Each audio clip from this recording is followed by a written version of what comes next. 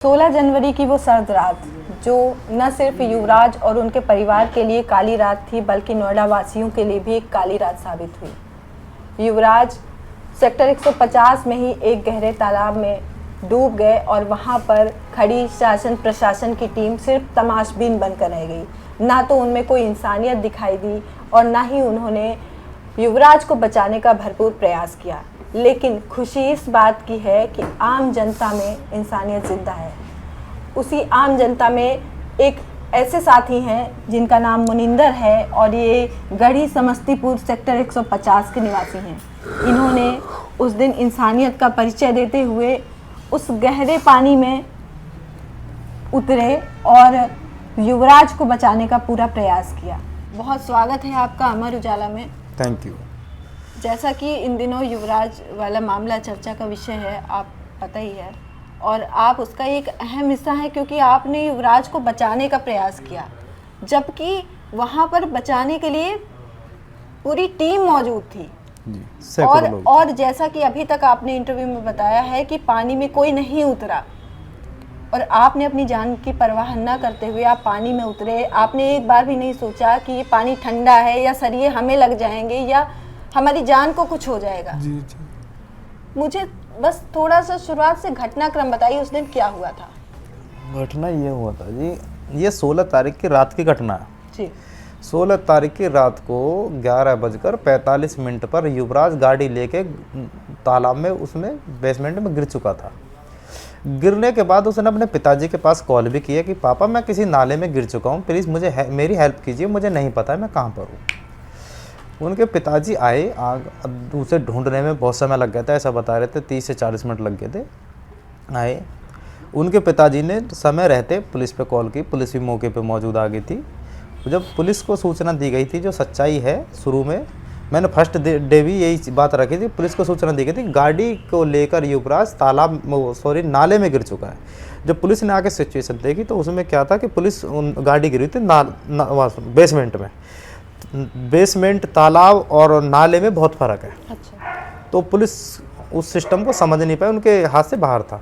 उन्होंने तुरंत fire brigade वालों के पास कॉल की तो वो मौके पे मौजूद पहुंच गए थे, जब तक युवराज गाड़ी लेकर डूबा नहीं था। गाड़ी गिरने के बाद लड़का कम से कम 2 घंटे गाड़ी के ऊपर लेटा रहा है, सनरूफ में लिकड़ कर। जैसे गाड़ी गिरी है सीधी तो सनरूफ में लिकड़ कर युवराज जो है छत पे लेटा हुआ था। छत पे लेटकर उसने कांटेक्ट किए पिताजी से, सबसे बोले ऐसे ऐसे बात है, ये है वो है, सारी चीज़ें बताई।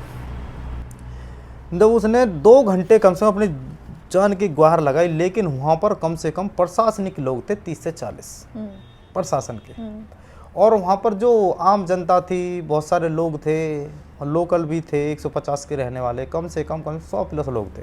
अच्छा। उन 100 लोगों में से किसी ने भी ऐसी हिम्मत नहीं दिखाई जैसे कि मैंने दिखाई, जो सच्चाई बता रहा हूँ। इसमें कोई तारीफ बाड़ी बात नहीं है। मुझे खुद दुख है कि शायद उनमें से कोई एक मेरे जैसा पैदा हो जाता तो आज वो बच्चा हमारे बीच में जिंदा होता। अपने घर का इकलौता चिराग था। लास्ट टाइम शब्द उसके क्या थे, सोच के देखो उस बाप के जी को उस टाइम क्या बीत रही होगी जब उसने ये बोला था कि पापा मैं मरना नहीं चाहता, प्लीज़ पापा मुझे बचा लो। सोच के देखो, इकलौता बच्चा और अपने बाप से जीवन की भीख मांग रहा था, लेकिन एक बाप बेबस होकर खड़ा था। क्यों? एक तो प्लस में उनकी एज बहुत ज़्यादा थी, बुजुर्ग अवस्था में थे, और प्लस में उनके पिताजी को तैरना नहीं आता था। उन्होंने खुद इंटरव्यू में बोला कि मुझे पे खुद तैरना नहीं आता था, वरना मैं खुद दाग जाता। बेटे को भी नहीं आता। जी, बेटे को भी नहीं आता था, उन्होंने खुद बताया ये सब चीज़ें। तो वहाँ पे प्रशासनिक लोग खड़े थे, उनके पास सारी सुविधाएं थी, बस पानी के अंदर उतर कर देख रहे थे धीरे से।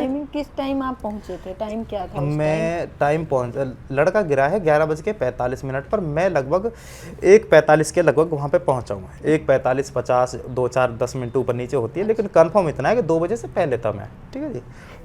तो मैं वहाँ पहुँचा, मैंने देखा वहाँ पर प्रशासनिक लोग हैं, सब हैं। मैंने बोला क्या सिचुएशन है। तो यहाँ पे एक लड़का 2 घंटे से इस नाले में गाड़ी के साथ पड़ा हुआ है, लेकिन अभी उसकी 5 मिनट से आवाज़ नहीं आ रही है। अच्छा जी। आपके आने से 5 मिनट पहले ही आवाज़ बंद हुई थी। हाँ, तो मैंने ऐसा तो वहाँ पे लोगों ने आपको बताया होगा। हाँ, मैंने पूछा तभी तो बताया था। मैं क्या से पर कहाँ है वो लड़का? 5 मिनट पहले आवाज़ आनी बंद हुई है उसकी। मैं कहा अच्छा, मुझे पता है, मुझ पे तैरना आता है, मैं बचपन से ही तैरना जानता हूँ, मैं एक स्पोर्ट पर्सन भी रहा हूँ। कराटे भी आते हैं, फाइट मुझ पे अच्छे से आती है। 5 किलोमीटर में गोल्ड मेडलिस्ट भी हूँ मैं, अमृतसर पंजाब से 2018 में। तो वो जज्बा बचपन से ही है। कुछ लोग बोले थे आपके अंदर ऐसी कि हिम्मत कैसे आई, मगर वो हमारी जेनेटिक ही ऐसी है, लोकलिटी है, अपने किसान आदमी है, ऐसी स्थितियों से हम एकदम से नहीं घबराते हैं। तो मैंने तुरंत 2 मिनट के अंदर परमिशन लेने की कोशिश की। सरकारी अधिकारी जितने भी मतलब मौजूद थे प्रशासन के लोग, तो उन्होंने बोला नहीं आप नहीं जा सकते। मैंने उनको बताया कि सर मैं मुझ पे तैरना आता है और मैं उसको कंफर्म अगर कोई कोशिश होगी तो मैं 100% बचा सकता हूँ। अच्छा ऐसा कर सकते हैं ना, हाँ तो ठीक है, तो आप जाइए। तो ठीक है, मैं जैसे ही अंदर, मैंने कमर पे रस्सा बांधा, सेफ्टी जैकेट पहनी थी मैंने भी, क्यों, अंदर बहुत ज़्यादा अंधेरा था, किसी भी तरह की स्थिति मेरे साथ फंस सकती थी। जब मैं पानी में दाखिल लगभग 20 से 30 फुट 40 फुट मैं आगे गया तो तुरंत मुझे दिखना बिल्कुल बंद हो गया था। अच्छा। हाँ, क्यों, धुंध इतनी थी कि जहाँ से मैं चला था, जब मैं पानी में उस भाई को कम से कम 40-50 मीटर के अंदर जाकर ढूंढ रहा था, तो उस भाई को नहीं, कुछ नहीं मिला वहाँ। मुझे ना तो गाड़ी मिली थी ना मुझे वो भाई मिला था। टॉर्च के इशारों से मुझे बताया जा रहा था कि आप लेफ्ट चलिए, राइट चलिए, स्ट्रेट चलिए, ऐसे ऐसे, मतलब वहाँ पे ढूंढिए, आप इधर ढूंढिए, वहाँ इधर झाड़ी हैं उनके पीछे जाइए, मतलब ऐसे कर करके मैंने वो एक भाई को कम से कम 30 से 40 मिनट ढूंढा। ढूंढने के बाद मैं समझ गया था, उनको एक आस थी जो बाहर लोग खड़े थे कि क्या पता कहीं ना कहीं ये लड़का ढूंढ सकता है, तो इसको कहीं ना कहीं जैसे जैसे हमने पूरा एक सीन देखा है उस तरीके से इसको पूरे इसमें घुमाया जाए बेसमेंट में। फिर भी मैं घूमा, मुझे कोई दिक्कत नहीं हुई थी, कुछ भी डर नहीं था। सरिया वगैरह जैसे लोग कह रहे थे, सरिया है उसके अंदर, लेकिन वो डबल बेसमेंट है, सरिया अंदर है पानी के बहुत ज़्यादा। अच्छा। 10-15 फुट नीचे है पानी से। पानी की भी मैं बात बता दूं, सबसे बड़ी उसमें गलती है नोएडा अथॉरिटी की। जो पानी है, बहुत से न्यूज़ पत्रकार जो सोशल मीडिया पर दिखा रहे हैं कि वो बारिश का पानी इकट्ठा हो जाता है, वो ऐसा नहीं है, बिल्कुल भी 100% झूठ है। मैं बताता हूँ वो क्या है। वो अथॉरिटी की सबसे बड़ी लापरवाही है। जो हमारे नोएडा सेक्टर 150 की जितनी भी सोसाइटी हैं, उनका वेस्ट वाटर वहाँ पे कलेक्ट होता है, जबकि ना तो वो कोई तालाब है, ना वहाँ कोई वो नदी है, वो एक बिल्डर की खाली पड़ी हुई ज़मीन है, उसको ज़बरदस्ती तालाब बनाया गया है अथॉरिटी, नोएडा अथॉरिटी द्वारा। कुछ लोगों को सच्चाई नहीं पता है, बहुत सारे लोग हैं जिनको नहीं पता है। और वो ही नहीं, जहाँ पे वो युवराज गिरा है वो कम से कम 50 बीघे में है सेम स्थिति। और मैं एक चीज़ और बताऊं, वहाँ पे नाले इतने खतरनाक हैं। मैं अगर अपने आप को ये बोलूँ ना, मुझ पे तैरना आता है, मैं किसी भी स्थिति से बच सकता हूँ, मैं तैर सकता हूँ, लेकिन हर चीज़ की एक लिमिट होती है, समझ रहे हैं आप। कोई भी चीज़ है, ये बिल्डिंग बनी है, इस बिल्डिंग की भी लिमिट है, 40 साल 50 साल 100 साल, उसके बाद भी ये गिरनी है, समझ रहे हो। उसी तरीक़ा से हर किसी की एक कैपेसिटी होती है। वे नाले इतने गहरे, अगर उसमें कोई तैरने वाला भी डूब जाए ना, गिर जाए, वो तैर तो लेगा 2 4 6 घंटे 10 घंटे अपनी जान बचा लेगा, लेकिन उसमें से निकल नहीं सकता, शर्त लगा के बोल रहा हूँ मैं। अच्छा, गहरा 8 फुट नीचे पानी, और पानी भी कम से कम 10 फुट नीचे तक है। बताओ आदमी उस पानी में से कैसे निकलेगा। ना तो कोई पकड़ने की दीवार है, लेंटर की दीवार बनी हुई है, बिल्कुल प्लान, इतने खतरनाक तरीके से बनाए गए हैं वो मौत के घर, लेकिन आज तक उनके ऊपर ना तो कोई पटड़ी बिछी है। वो तो किलोमीटर के हिसाब से है, ऐसा नहीं थोड़ी जगह में, किलोमीटर के हिसाब से पूरे नोएडा में। सबसे बड़ी लापरवाही इसमें नोएडा अथॉरिटी की रही है सबसे पहले। दूसरे नंबर पे जो मौके पे खड़े थे प्रशासनिक लोग, उन्होंने उस भाई को नहीं बचाया। बड़े दुख की बात है कि आप एक चीज़ बताइए, 100 लोगों से उसने भीख मांगी है कि प्लीज़ मुझे बचा लो, मैं मरना नहीं चाहता। क्या किसी के भी अंदर एक इंसानियत नहीं जागी? अच्छा, जैसे सेफ्टी जैकेट आपने पहनी थी, वैसी जैकेट पहन के कोई और उनकी टीम से भी तो जा सकता? हाँ बिल्कुल जा सकता था, पहन के वो कोशिश भी कर रहे थे हालांकि। पर आप एक चीज़ बताइए, उनके दिमाग में पता है क्या चीज़ थी? मतलब 3x6 की एक नाव थी, उस पर वो लेट कर जो मछली की तरह हाथ मार रहे थे। अच्छा, ठीक है जी। अब वो 3 फुट चौड़ी थी, तो हाथ जो चप्पू की तरह बराबर नहीं चल पा रहे थे। बाकायदा वीडियो भी है, आपने शायद देखी भी होंगे, जो पानी में उतरे हुए लोग हैं 2 फायर ब्रिगेड से। लेकिन आप एक चीज़ बताइए, मान के चलो वो आगे नहीं बढ़ रही है हाथ से, तो आप जिस महकमे में हो, आप इतने ट्रेंड होने चाहिए कि किसी भी स्थिति में लड़ने में आपको सोचने की ज़रूरत ही ना पड़े कि हम यहाँ पे क्या करें क्या ना करें। वो सोच रहे थे पहले जाएं या ना जाएं, फिर वो सोच रहे हैं यार इसमें सरिया है, यार इसमें ठंडा पानी है, अंदर अंधेरा है, यार मैं इस पे लेट के जाऊं बोट पे तो मेरे पास चप्पू नहीं है, फिर मुझ पे यार तैरना नहीं आता, मैं कैसे बचाऊं। अब एक चीज़ बताओ, इतने ड्रामे अगर उनके पास हैं तो वो किस तरीके से उस महकमे में भर्ती हुए हैं? जबकि उनका काम ही यही है। हाँ, पर्सनली काम है। और जबकि जो 100 लोग 2 घंटे में नहीं कर पाए, वो काम मैंने मात्र घड़ी की 2 मिनट में करके दिखाया। बहुत ही ज़्यादा डिफरेंट है। 100 लोग एक साइड, अकेला एक साइड। मैं इसमें कोई तारीफ करने वाली बात नहीं कर रहा हूँ, मैं अपनी तारीफ कर रहा हूँ, लेकिन मैं एक सच्चाई बता रहा हूँ। बड़े ही दुख की घटना है कि 100 लोग एक साइड 2 घंटे में एक काम को नहीं कर पाए, और कोई एक इंसान आता है और वो उसी काम को मात्र 2 मिनट में सारा सब कुछ करके दिखा देता है। तो सिस्टम में एक चीज बताइए, जब आप आए वहाँ पे जी। तब लाइट दिखना बंद हो गई थी, जैसे आपने जी। कहा 5 मिनट पहले जी ही जी है, जी है ना? जी। तो जब आपने बोला कि हम जाएंगे अंदर, तो उस समय उनके पिताजी के क्या रिएक्शन थे? उनमें एक उम्मीद जागी होगी ना? हाँ उनके क्या रिएक्शन? जी, उनके पिताजी ने खुद भी बोला इंटरव्यू में कि हाँ मोनिंदर गए थे अंदर, लेकिन वो लेट हो गए थे। आपकी उनसे उस समय कोई डायरेक्ट बात हुई? नहीं, उस टाइम बात करने का मौका ही नहीं मिला। 2 से 4 मिनट के अंदर ही मैंने पूरी इन्फॉर्मेशन लेकर मैं सीधा पानी में दाग गया था। क्यों? उस टाइम मुझे किसी से बात करने का मौका नहीं था। क्यों? अगर मैं ज़्यादा बात करता, ज़्यादा समय रहता, तो शायद और भी ज़्यादा लेट हो जाता। मुझे जब किसी ने ये बोला था ना, वहाँ पे खड़े कुछ लोगों ने, कि अगर आप जा रहे हैं तो जल्दी जाइए, 5 मिनट पहले लड़के की आवाज़ आनी बंद हुई है।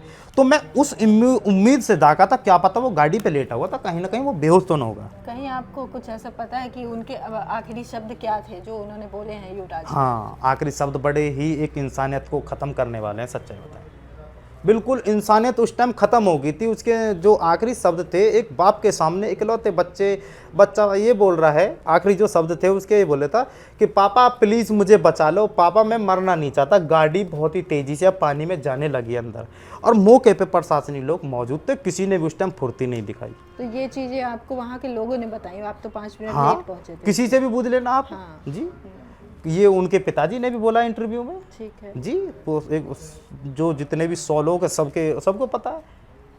ये बात सच है कि उसके शब्द ये थे, लेकिन बहुत ही इंसानियत को ख़त्म करने वाले थे। क्यों? 100 लोगों से एक इंसान भीख मांग रहा है 2 घंटे में, 100 लोगों में से एक इंसान ऐसा पैदा नहीं हुआ कि उसके पास जाए, उसको एक सेफ्टी जैकेट पहना दे। मैं कह रहा हूँ मैम जी, मैं तुम्हें एक सच्चाई और बता रहा हूँ, जितना समय प्रशासन को मिला था ना, बस रस्सा था उनके पास, सेफ्टी जैकेट थी, सारी चीज़ थी। अगर इतना समय उतनी सुविधा के साथ अगर मुझे मिल जाए ना, मैं सच्चाई बता रहा हूँ, मैं अकेला गाड़ी खींच देता। इतनी हिम्मत है मेरे में। मैं एक किसान का बेटा हूँ, मैं मौत से भी लड़ना जानता हूँ। मुझे उस तरीके से बचपन से ट्रेंड किया गया, मैं मौत से भी लड़ जाऊँगा। मैं इतना खतरनाक आदमी हूँ, क्यों? मैं एक किसान का बच्चा हूँ, प्लस में हमारी जेनेटिक ऐसी, हमारा देसी खाना, देसी नाना, और एकदम बॉर्डर पे जितने भी खड़े गांव के लोग हैं, कोई शहर का तो ऐसा कोई है नहीं भाई। आप मान के चलो, सभी शहर के भी अपनी जगह अच्छा काम कर रहे हैं, पढ़ लिख रहे हैं, अच्छी पोस्टों पे जा रहे हैं, लेकिन सभी अगर अच्छे अधिकारी बन जाएंगे तो फिर बॉर्डर पे कौन खड़ा होगा? है जी। अच्छा, जैसे आप जब बाहर आए जी, आपने बोला कि अंदर नहीं कुछ मिला, जी जी, तब उनके पिताजी का क्या रिएक्शन था? पिताजी का रिएक्शन, वो तो एकदम टूट गए होंगे, टूट क्योंकि गए। वो उम्मीद लगाए थे कि शायद कहीं मिल जाए, क्योंकि जैसे उन्होंने कुछ इंटरव्यू में भी बोला है कि मैंने होप खो दी थी जब लाइट दिखना बंद हो गया। उनके लास्ट जब युवराज के शब्द थे कि पापा प्लीज़ मुझे बचा लो, ऐसे ऐसे गाड़ी पानी के अंदर जा रही है, मैं मरना नहीं चाहता, मैं जीना चाहता हूँ। युवराज के पिताजी के शब्द ये थे कि बेटा आप घबराओ मत, मैंने दूसरी गाड़ी भी मंगवा ली है। अगर आप सुनना चाहते हैं तो मैं वीडियो में आपको अभी सुना सकता हूँ। वो बोल रहे बेटा घबराओ मत, मैंने दूसरी गाड़ी मंगवा लिया।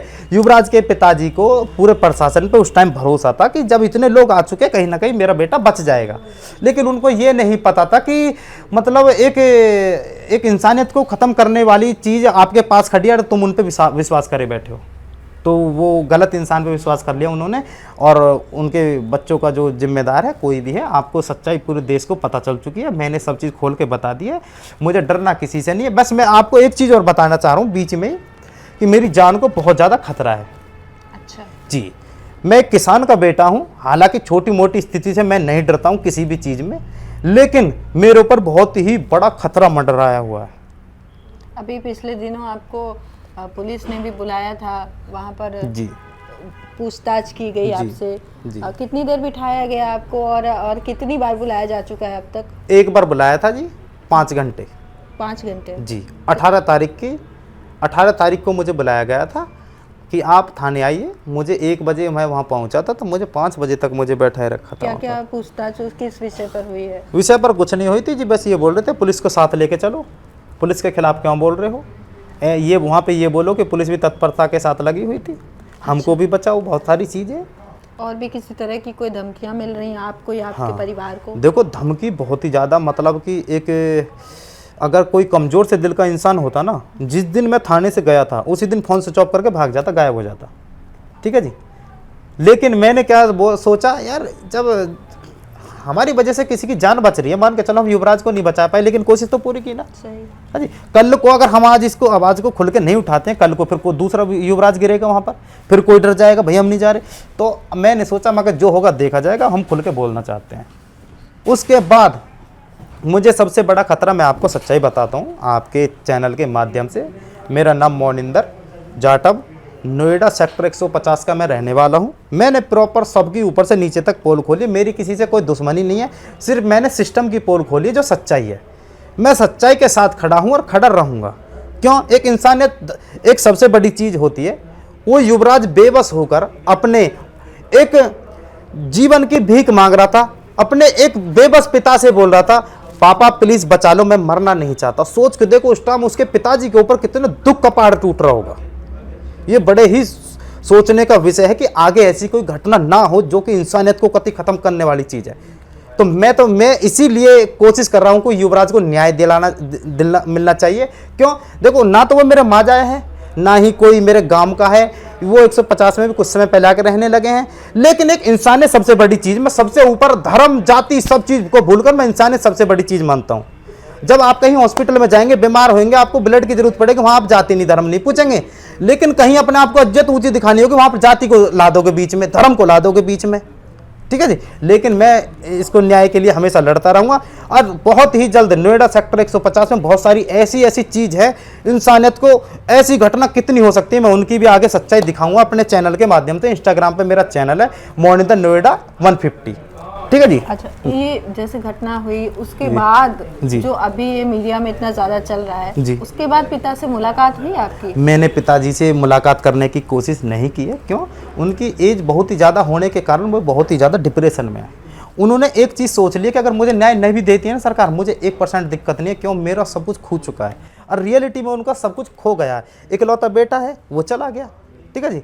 और माता उनकी 1 साल पहले ख़त्म हो चुकी है। पिताजी हैं, पिताजी अब देखो ऊपर वाला उन्हें कैसे रखे कैसे ना, देखो जो भी है उनकी रक्षा की जाए, सुरक्षा की जाए, ऐसा किया जाए जो उनका बुजुर्ग अवस्था है जो उसमें उनको सहारा मिले, सरकार की तरफ से उनके लिए बहुत अच्छी मदद हो। मैं ये चाहता हूँ जो उनको ऐसा फील ना हो कि मेरा बेटा जा चुका है।